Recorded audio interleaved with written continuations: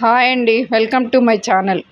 ఈరోజు మనం మునక్కాయ ఎగ్స్తో కర్రీ చేసుకుందాము. మనం కర్రీ చేసుకోవడానికి బాండీ పెట్టుకొని ఆయిల్ పోసుకోవాలి. ఆయిల్ వేడెక్కాక మనం ఇప్పుడు కొంచెం ఆవాలు, కొంచెం జీలకర్ర,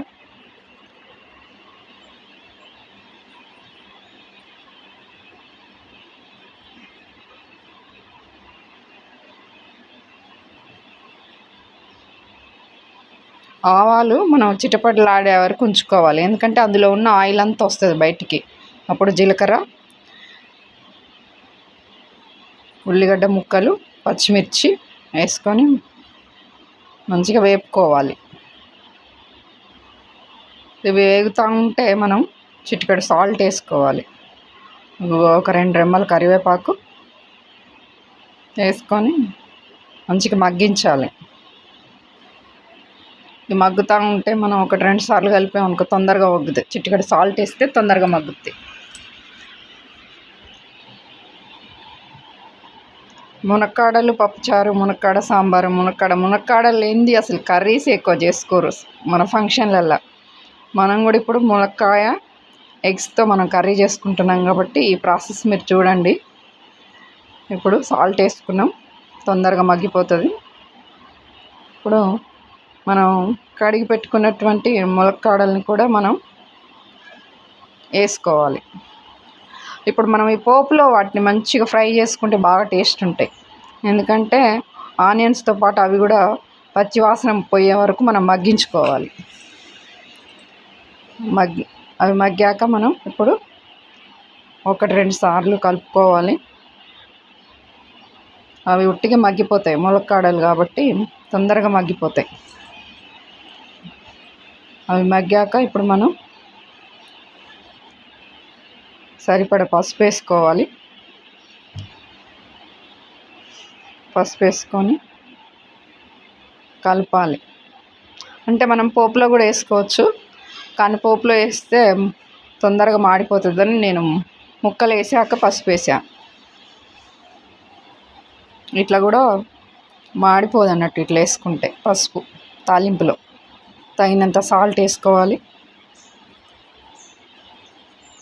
కొంచెం అల్లం వేసుకోవాలి, ఎందుకంటే మనం ముక్కలలో కొంచెం సాల్ట్ వేసుకోవాలి. ముక్క టేస్ట్గా ఉండాలంటే అల్లం, పసుపు, ఉప్పు కొంచెం ముక్కకు పెడితే బాగా టేస్ట్ ఉంటుంది అన్నట్టు.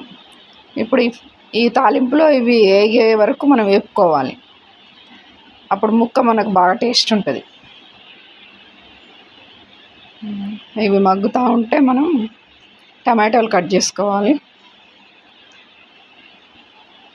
ఒక 4 టమాటాలు కట్ చేసుకొని టమాటా ముక్కలు కూడా మనం ఇప్పుడు ఇవి మగ్గాక అవి వేసుకోవాలి.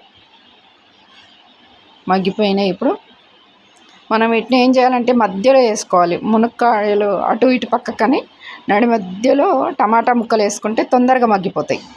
మునక్కాయలు మంచిగా మెత్తగా ఉడక్కోకుండా టమాటా తొందరగా మగ్గిపోయిద్ది అన్నట్టు. టమాటా మగ్గే వరకు మనం మళ్ళీ టమాటా మీద కూడా కొంచెం సాల్ట్ వేసుకోవాలి, ఎందుకంటే మనం ముక్కలలో కొంచెం వేసుకున్నాం కాబట్టి మునక్కాయ ముక్కలకి ఇప్పుడు టమాటా ముక్కలు కూడా కొంచెం వేసుకోవాలి. సాల్ట్ వేసుకుంటే తొందరగా మగ్గిపోతాయి. ఈ చిట్కా మంచిగా మనం అందరం ఉపయోగిస్తే తొందరగా కర్రీ అవుతుంది. సాల్ట్ వేయడం వల్ల తొందరగా ముక్క మెత్తబడి తొందరగా ఉడుకుతుంది అన్నట్టు. ఇప్పుడు ఉడికిపోతుంది చూడండి. మన ముక్కలు అయితే మనం ఇప్పుడు పక్కకు అనుకున్నాం కాబట్టి అవి ఎక్కువ ఉడకవు. ఈ మధ్యలో ఉన్న టమాటా ముక్కలకి ఫ్లేమ్ ఎక్కువ తగులుతుంది కాబట్టి తొందరగా మెత్తగా అవుతాయి, తొందరగా ఉడికిపోతాయి అన్నట్టు. ఉడికిపోతున్నాయి మన టమాటా ముక్కలు కూడా. ఇప్పుడు టమాటా ముక్కలు ఉడికాక మంచిగా అవి మెత్తగా అంటే బాగా ఉడికే వరకు ఉడికించుకోవాలన్నట్టు. టమాటా తినేటప్పుడు మనకు పీసులు లాగా కాకుండా గ్రేవీ లాగా వస్తుంది అన్నట్టు. బాగా టమాటా మంచిగా ఉడికించుకుంటే ఇప్పుడు మన టమాటా ముక్కలు కూడా ఉడికిపోతున్నాయి. ఇప్పుడు చూడండి మంచిగా మెత్తగా ఉడికిపోయినాయి. ఇప్పుడు తగినంత కారం వేసుకోవాలి. కర్రీకి సరిపడా కారం వేసుకొని ఒక్క 2-3 మినిట్స్ మనం మూత పెట్టుకోవాలి. మూత పెట్టుకోవడం వల్ల తొందరగా మగ్గుతుంది అన్నట్టు. మగ్గి టమాటో ముక్కలకి చక్కగా పడుతుంది. మనం ఇప్పుడు ఒకసారి కలిపితే తొందరగా పట్టేస్తుంది అన్నట్టు. మనం కారం వేసి వెంటనే కలిపితే కొంచెం అంటే అది ముక్కకు పట్టినట్టుగా ఉంటుంది. ఇట్లా కొంచెం కలిపితే అది పీల్చుకుంటుంది అన్నట్టు. ముక్క పీల్చుకొని కారం, ఉప్పు, అల్లం, పసుపు వేసాం కాబట్టి బాగా పీల్చుకుంటుంది. ఇప్పుడు ఉడికిపోతుంది మన మునక్కాడ ఎగ్ కర్రీగా. ఇప్పుడు ఇవన్నీ బాయిల్డ్ అయ్యాక మనం మంచిగా ఉడికిపోయాక ఎగ్స్ పొట్టు తీసుకోవాలి. ముందుగా ఉడకబెట్టుకున్నాను ఎగ్స్.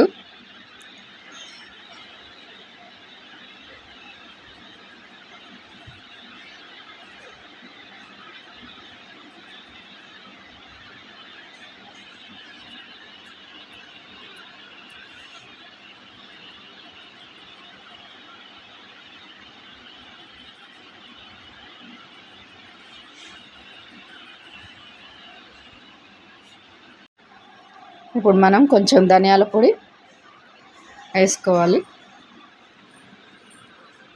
ఇప్పుడు నేనైతే డైలీ కర్రీస్కి చిటికెడు మెంతి పొడి, చిటికెడు జీలకర్ర పొడి, చిటికెడు ఆవు పొడి వేస్తాను. కంపల్సరీ ఏ కర్రీకైనా అది యాడ్ చేస్తాను అన్నట్టు. ఇంకా నేను ఫస్ట్ నుండి అలానే చేస్తాను. ఏ కర్రీకైనా మెంతి పొడి, జీలకర్ర పొడి, ధనియాల పొడి, ఆవు పొడి ఇవి 3 వేసి కలుపుకోవాలి.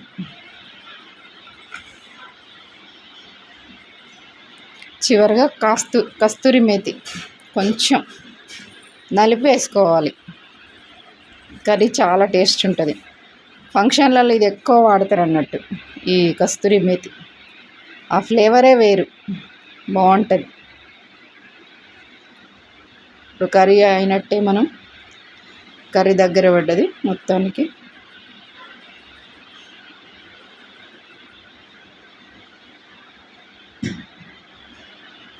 మంచిగా ముక్క మెత్తగా, టమాటా కూడా మంచిగా ఉడికిపోయింది మెత్తగా. ఇప్పుడు కొన్ని వాటర్ వేసుకోవాలి. కొంచెం వాటర్ వేసుకొని కలుపుకొని